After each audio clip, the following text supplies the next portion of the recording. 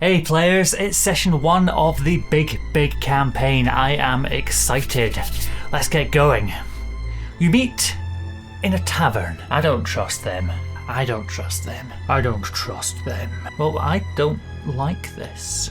Be honest, your campaign might not be that 100 session epic that you'd hoped. Hells, it might not even last 10 sessions. Do you really want to spend your first few sessions scratching around, trying to figure out who these characters are to each other, and why they shouldn't just wander off in different directions? We're going to have a look at how some systems, like Daggerheart and Fiasco, have collaborative character creation built into the core rules. Then I'll share a 3-step guide on how we can finesse this a little for D&D, for Pathfinder, or for any other TTRPG system, in order to glue our party together. Let's reset. Try again.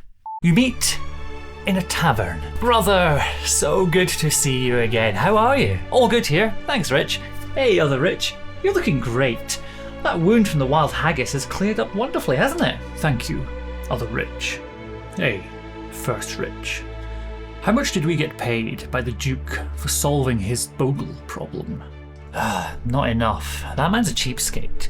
We need to find some work, and better paying too than what that miser will offer us. The difference here, the characters feel like they've known each other for years, and session 1 is just getting started. Roleplay is going to be more natural, and we don't have to juggle this weird thing of, oh, we've just met, now let's go on an adventure together. We've built in their reasons to trust each other right from the start. So how do we get from scenario A, quiet, to scenario B? The core of this is going to be finding different ways to link the characters together. They don't have to be family or even friends in order for this to work. They could be neighbours like Merry and Pippin, employer and employee like Frodo and Sam. They could be professional acquaintances. They could be rivals. Kiris and JD Hawkspin in my Index Card RPG campaign are great examples of this. They're both shadows, but one is the expert and the other is the apprentice. And their dynamics when those characters are roleplayed together is just so much fun. Most importantly, this doesn't mean players treading on each other's toes with ideas. Instead, it's working together to add something to each player's core concept of who they want to play. The best time to set this in motion is at the campaign pitch stage, where you're still deciding what you want to play. This is when the shape of the campaign and the characters are both like amorphous blobs of steel straight out of the forge. We can shape them into anything. And because your campaign pitch is awesome, it is awesome, right? Your players are going to be inspired. My top tip after your campaign pitch for sending your players off to come up with their character concepts is to keep them simple, keep them vague, at least until you have the chance to get around the table and chat together. They can have a strong concept: goblin aristocrat, goblin court jester on the run, 3 goblins in a trench coat. Okay, I like goblins. At this point, I feel like too much detail is actually worse than too little. The characters are still hot from the forge, and they won't find their true shape until later in the campaign. So in this early stage where they're all fresh and malleable, it's the perfect time to sculpt the major shapes and forms. If you try and do this retroactively later in the campaign, then your steel has cooled a little bit. Your character is then too rigid, too brittle, to shape them into something that they haven't been before. My first exposure to collaborative character creation as part of a game system was the first time I ran Daggerheart. In that system, it is an explicit part of the character creation process. On every character sheet, there are specific questions for everyone to ask each other. And some of those questions are deep. What secret about yourself have you entrusted to only me? Why do you trust me so deeply? Why do you grab my hand at night? I love these so much, and they're not the kind of things that your players might think to share organically, but they led to some links surfacing immediately as we started to play. While other connections, they stayed in the background a bit, they informed player decisions and helped answer that age-old question: what would my character do? The great thing about these, as we'll see later when I show my little custom guide, is that these can be ported into any game system or any setting. Fiasco uses dice rolls to determine the connections between the different characters. You then get to improvise as a group, which for me is a ton of fun. In the game that I played, we were in a kind of 1920s anarcho-punk, steampunk kind of setting, so naturally we decided to be a group of mobsters. And it turned out that the dramatic high point of the session wasn't stealing the gem from the museum. It was actually the unrequited love between Marco and Johnny. In 10 Candles, which is a game that I'm too scared to play, You write down a vice and a virtue, and you hand one to the player on your left and the other to the player on your right. In Dread, which you play with a Jenga tower, which is an amazing mechanic, the GM creates some guided questions for each player, with a couple on the list designed to link them together. In our game, we had a really interesting variety of them. Why does the android's demeanour and uncanny valley face unsettle you so much? In what way is it a problem for your professional relationship? In what ways do you think you'd be better suited for the captain's job than the captain is? What do you know about the android that they themselves don't know? For systems like D&D and Pathfinder, which don't necessarily make those connections explicit, we've got just a bit more work to do. But I've got you covered with a 3-step guide which will work in any system. Number 1, give a connection. Have the characters be family, friends, rivals, lovers. Current lovers is fun. Former lovers is a recipe for some role-playing delight. Number 2, give a shared experience. A battle, a heist, even a dream where the characters saw each other. Making this something big and important in their lives will help make sure that it comes up often when you roleplay. Number 3, create a shared secret between two of the characters. It could be something about one character that only the other one knows, or it could be something that they've seen or done together which they mustn't share with anyone else. Characters can, and I think should, have some secrets from the rest of the party that nobody else knows, at least at the beginning of a campaign. It's then up to that player and the GM to reveal them at the most or potentially least appropriate moments, but that's a topic for, another video.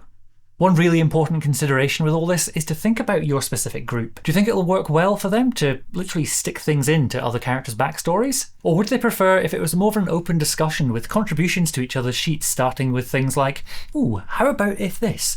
Would it be okay if that? This depends very much on your players and the vibes of your group. I know that some of the experienced role players in my groups love having their characters messed with, having someone else come in and say, oh, you're bad at that, you're scared of this.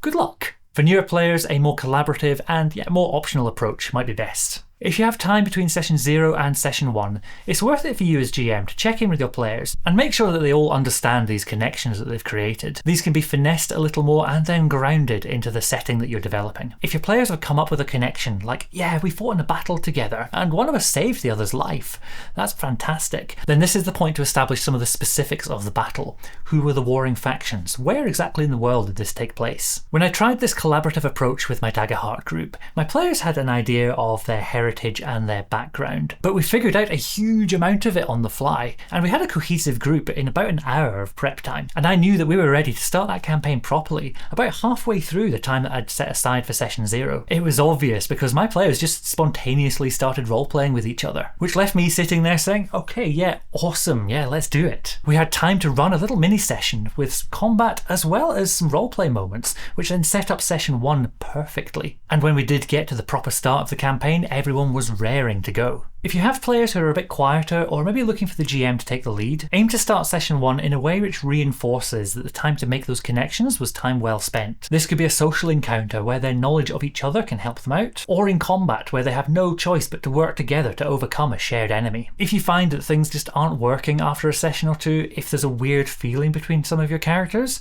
it's time to talk with your players. If you're only a couple of sessions in, the steel from your forge is still warm, your characters are still malleable, and you've got plenty of time to make some changes and make sure things run smoothly. If your players don't like being brothers, change the connection and see if it works better. If you get lucky and you do have that 100 session epic, no one's going to mind or even remember that you made a small change back in session 1 or 2. The strongest objection to the collaborative character building approach goes something like this. But it's my character, and I've got a strong vision of who they are. Cool. Good. Bring that to the table and we'll finish shaping them together. We'll connect them to the world and to the other characters, much more than you might have been able to do alone. All that you're doing as a player is just letting go a little bit earlier than you would otherwise. As soon as the game starts, the story is no longer in the player's hands anyway, and even if you don't let any of the other characters in the world affect yours, the dice certainly will. If you have your heart just completely set on this one character and you know exactly what you want from them, well, write a novel. And if it's good, I'll buy a copy. But at my table, the stories belong to all of us. A less problematic situation than that solo storyteller, but one I see that comes up quite a lot, is the player who wants to play a character who is a traveller from a faraway land, who doesn't know anyone or anything, and wants to learn about the setting with fresh eyes through the campaign. It's a fun concept, but harder to weave into a group. If the player really is set on this with no connections or link to the place where the campaign's going to be set, there are a couple of fixes which can kind of bypass the awkwardness of the first couple of sessions as the characters are getting to know each other. The simplest one, just have another player character be someone that they met on the boat. Or if they really are going to be brand new to the rest of the group, I just have them get mugged right in the harbour, right at the beginning of the session, and have the rest of the player characters come to the rescue. I'm quite nice and kind like that, I think. Whatever you choose though, the aim is to find that glue that will help stick the characters together. Having said that, there are still some times where I choose not to run the collaborative method. It's not when running a game for brand new players, loads of them absolutely love this kind of thing. It's actually when running games for kids, or for people that I just don't know very well personally. Instead, I'd create characters using an approach inspired by Marcus Has Opinions, another tiny but mighty dungeon tuber, and fellow wearer of rainbow dice t-shirts as well. They have a great video on the concept of starting with a pre-agreed party dynamic. This could be something like, yeah, you're all school friends, or you're all the crew on a spaceship together, or you're a family of goblins. These limit player choices a lot, but solve that problem of awkward first sessions in a really slick way. There's a link to their channel and that specific video in the description. For my groups that I know a bit better, I prefer to give them the space to find their own dynamic together. I'd rather not force anything upon them when I know they've got it within them to come up with something even better. For my index card RPG game, I kept things pretty loose with, you've all been recently in the employ of Lady Grey, and the group figured out their connections from there. Above all else, characters need a reason to care about each other. The strongest force in the universe is love.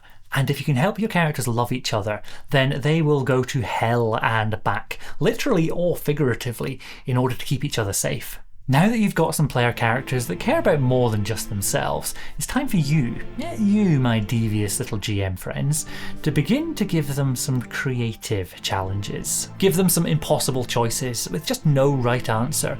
Maybe they should reveal their friend's secret in order to save their own lives. Will they do it? Ooh, wait, watch them squirm. Nope. I think I've just made myself more nightmare fuel.